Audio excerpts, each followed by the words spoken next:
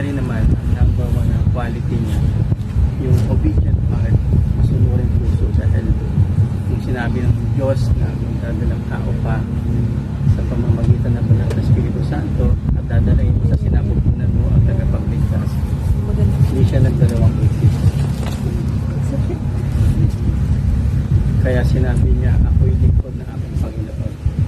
So tatlong nanay, si Jochebed, ang ina ni Moises na matapang, si Elizabeth, ang ina ni Juan Bautista na very devoted sa asawa niya, at si Saint Mary na ina na ating Panginoong Jesus.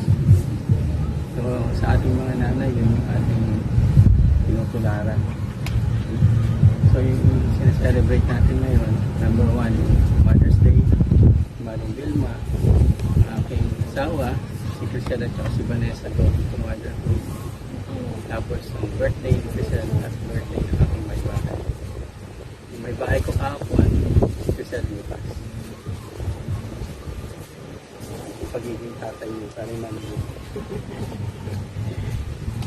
Okay, so manalangin po tayo.